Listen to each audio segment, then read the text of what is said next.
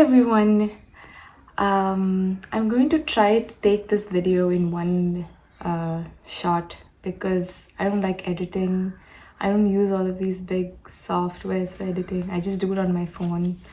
So I thought, why not make one video about me, but specifically along the lines of me as a young adult navigating through the social sector, also known as the development sector. So let's try to break down experiences of Veena, who nobody really wants to know, but I'm gonna put it out there. So, about me, I studied anthropology.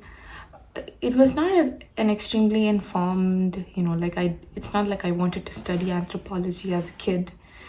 I bounced here and there, ended up in a university to study anthropology. It happened to be one of the best decisions for me because I had learned so much. It was a very broad course, it was so diverse, as opposed to going deeper in one particular area of knowledge. I believe that you should go wider and have the experience to learn different things, and that's what anthropology did for me.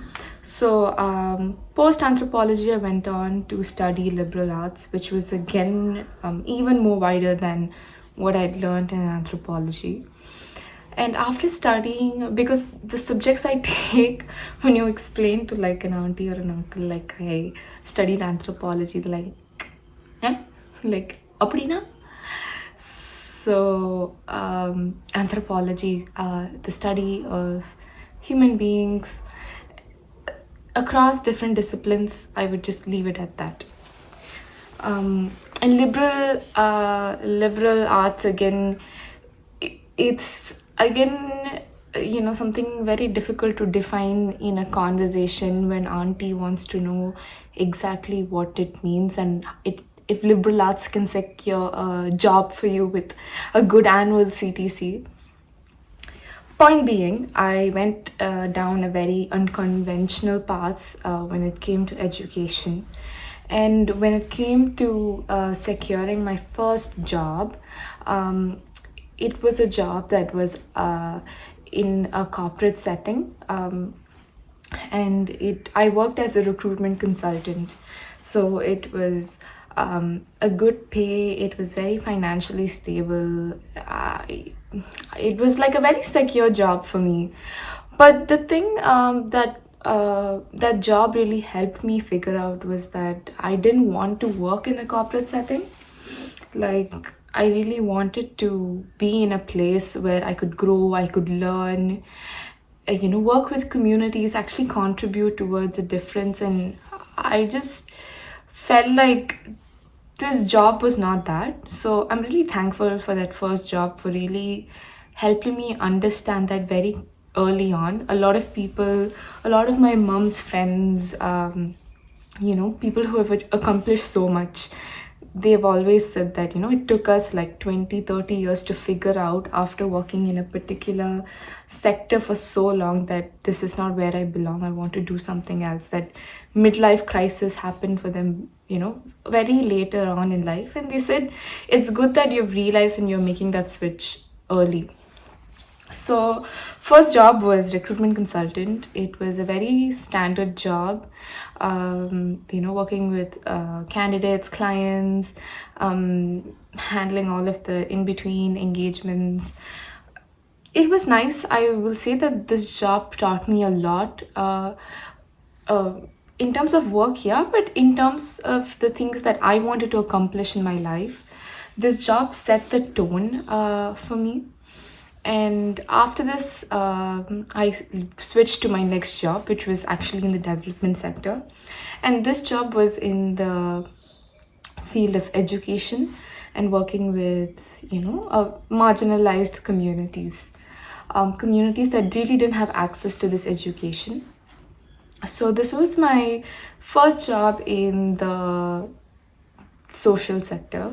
And one thing that I've learned, given that I've worked in this space for quite some time, is that you should really love the work that you do to be able to work in such kind of a space. Because one, it's extremely high pressure environments. You are already stripped of, say, resources and money and people. And in a corporate, what you would do that 5x less times with with less amount of people, with less amount of money, with less amount of resources, in a non-profit or a startup working in the social sector. So navigating around those pressures sometimes makes you question a lot in life, because financial stability and all of that you get from a regular corporate job, that's like out of the picture. You have to figure out how you want to make your money. If you know that your current job is not going to be able to pay, it's not going to be able to pay your bills, then how are you going to diversify your income, right? And that's one of the reasons why I started YouTube, because I thought maybe to run a passive income. But anyways, so my second job, which was the job where I worked in the education space.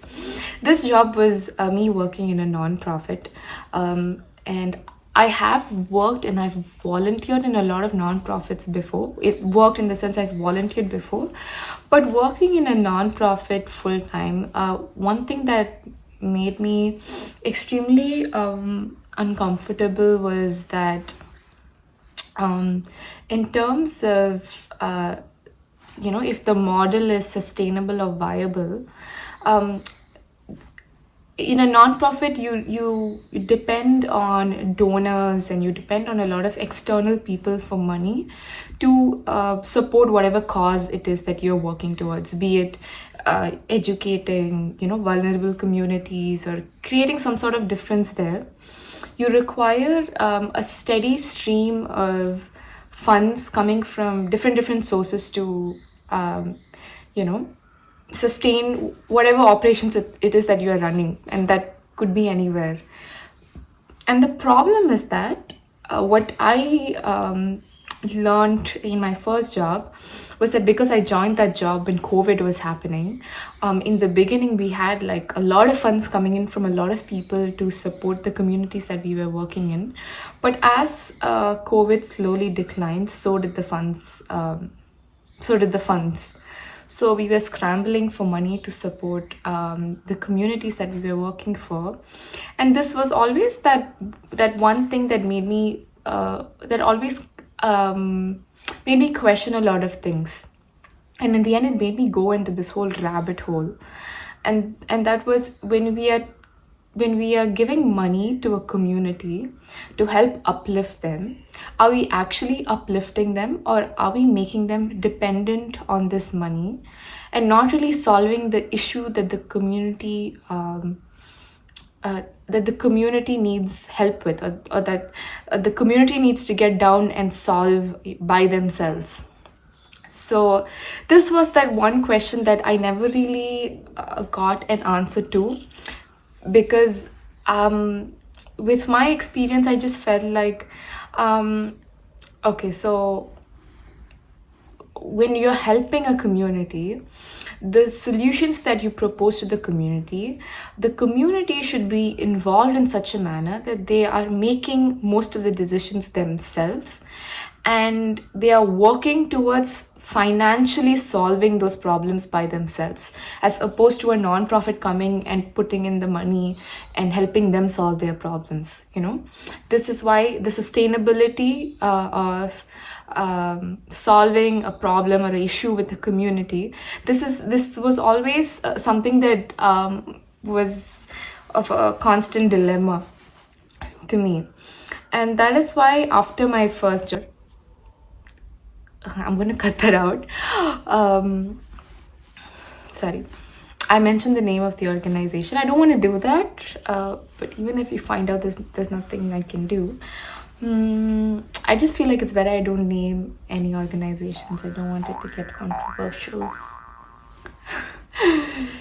So, yeah, so after this, my first job in the social sector, and after going down this rabbit hole of, what is sustainability, um, and how can we actually solve social problems by ensuring that we have a viable uh, financial business model to solve these issues, so that the community themselves are making money from solving the issue that they are facing.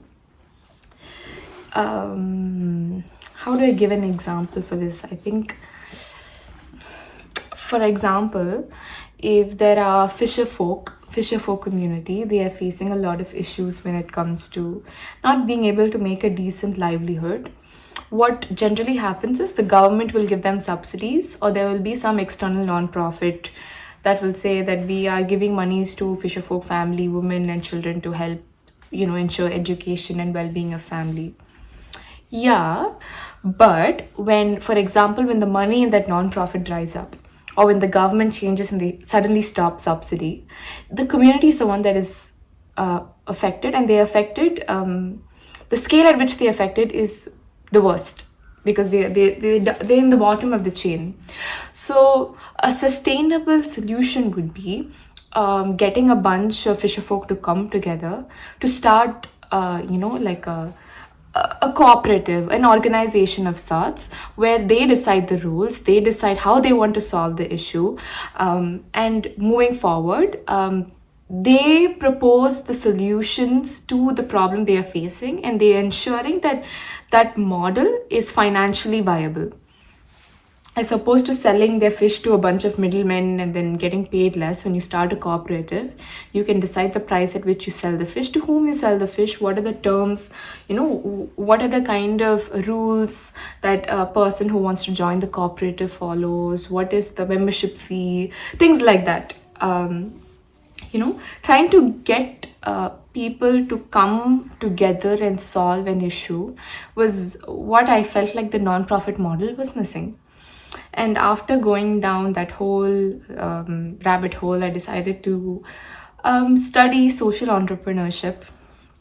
I think it was both one of the best decisions I've made, and also one of the decisions I should have made um, after doing quite a bit of research, because I didn't.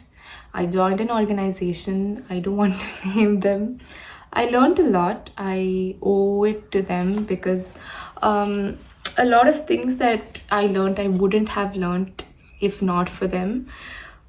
But even when it comes to education, no matter how high pressure the environment is, because there's some places where they really push you to learn, and you're pushed to such an extent where it takes a toll on you.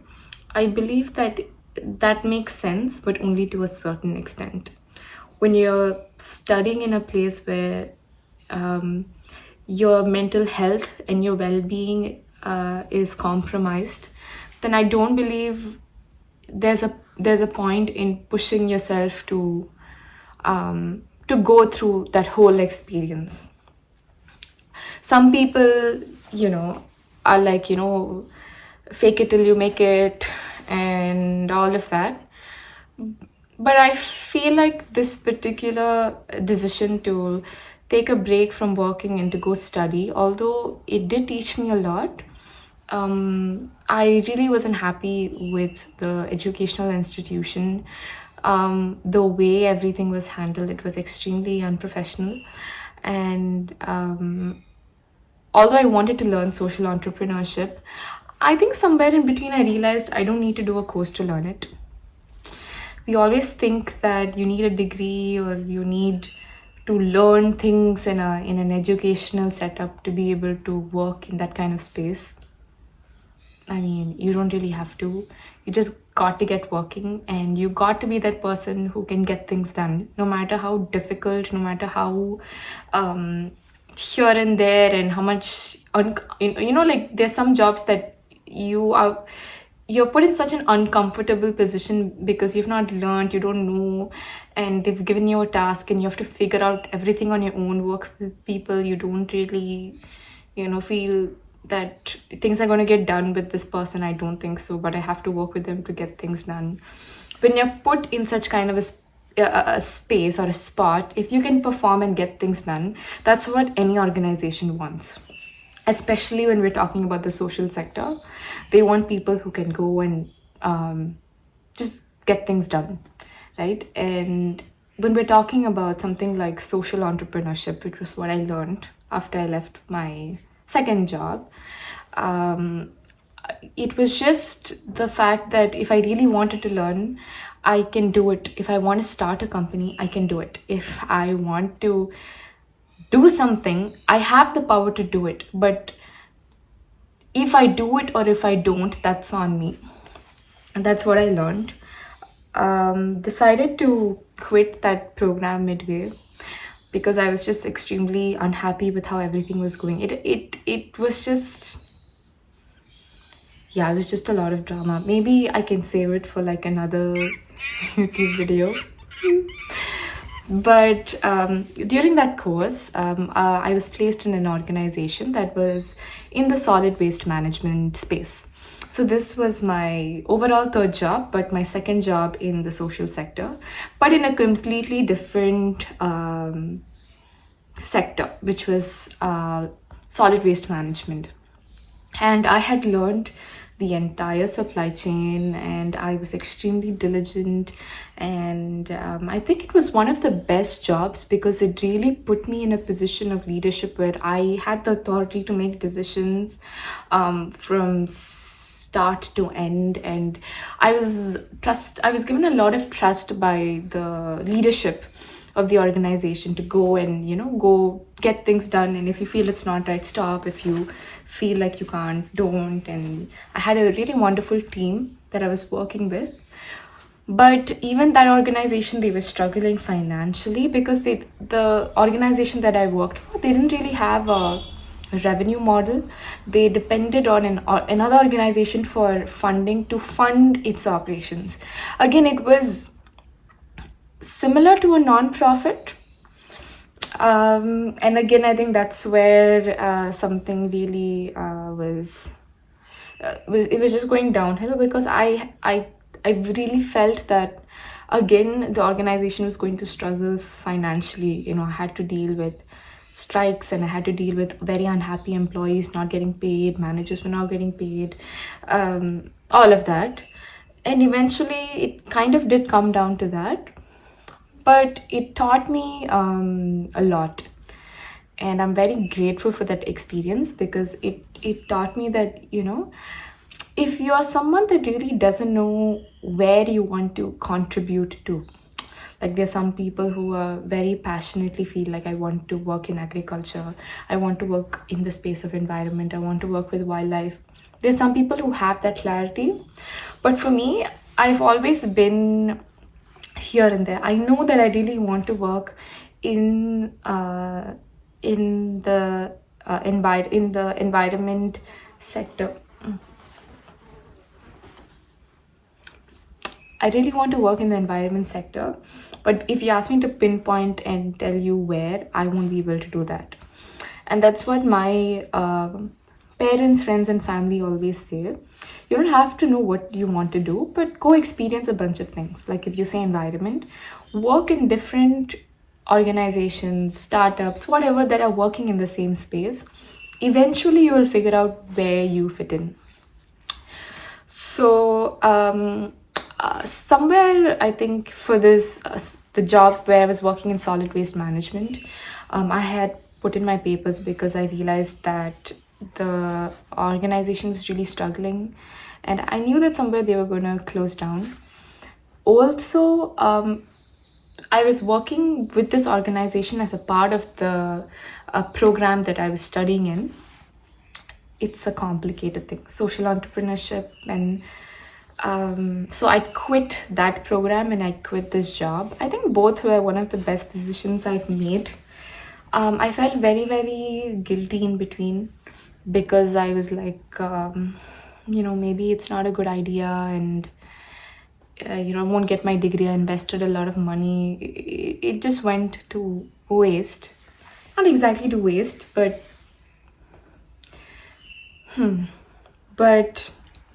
I think in the end, after it all, I don't regret this decision. I'm happy with how it ended. And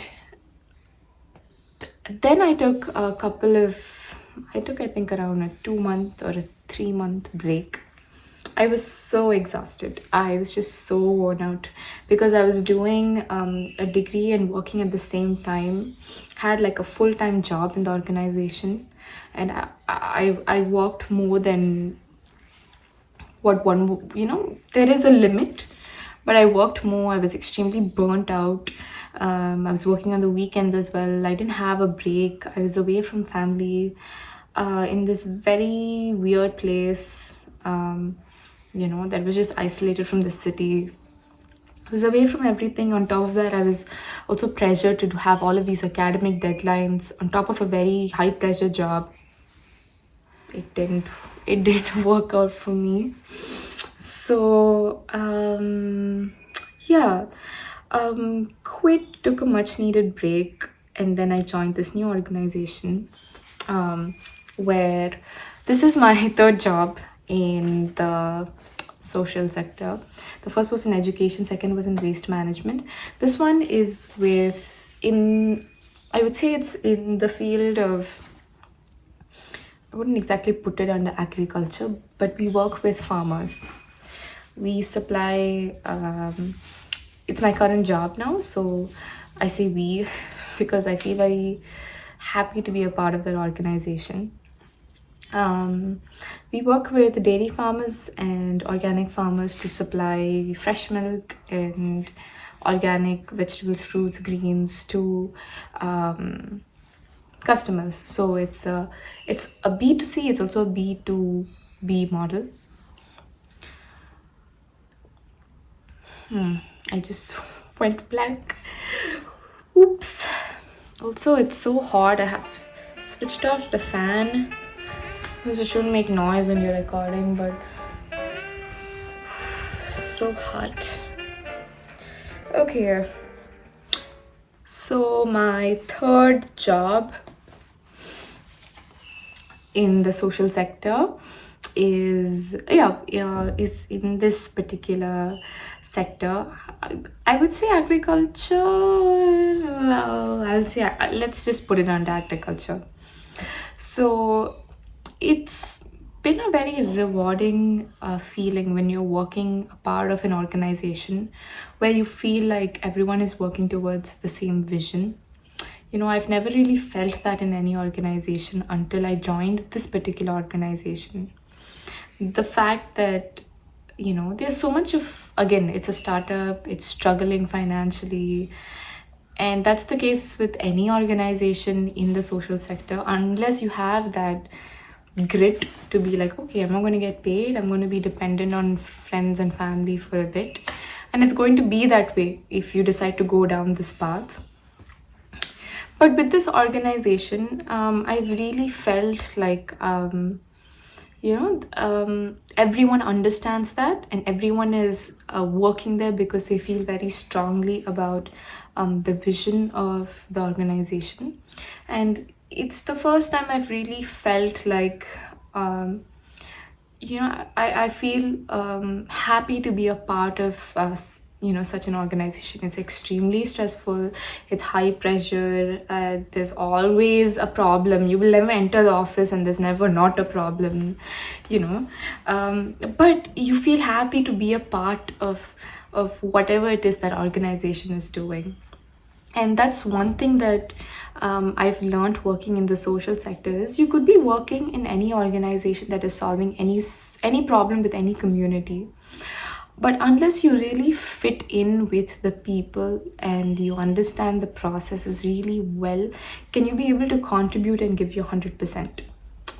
If you can't get along with the people, let alone can't even tolerate them, and if the processes are are so disorganized that no matter what work you do, it's not going to meaningfully contribute to something, then no matter how passionate you are about the problem that they're solving, it's not going to go anywhere. You're just going to feel like, you're doing this whole, what is that thing called where that guy keeps rolling down the mountain? I can't forget. You'll be doing the same thing again and again, is what I'm trying to say. Um, so, yeah, this is just me sharing with you my my experience as a young professional in the social sector, and having worked in extremely different sectors in the same space, I feel like you have to be doing this experimentation when you're young. It doesn't make sense to be doing this like, when you have a lot many more responsibilities on your plate. You're young, you have your family to support you, you don't have a lot of um, you don't have a lot to deal with.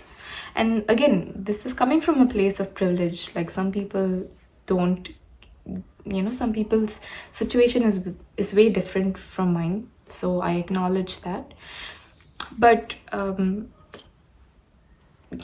like when you're young, I believe that you should be a bit more adventurous with your choices and the kind of things that you would want to do, rather than hold it for, I will retire, I'll settle down, then I will do this. Do it now. Why? What's holding you back? So, yeah, I actually wanted to make a travel video, but realized that my bank balance is low, so I can't really travel anywhere. So I thought, why not talk about my work experience? Yeah. Okay, I'm gonna go. This is like a bye bye. See ya.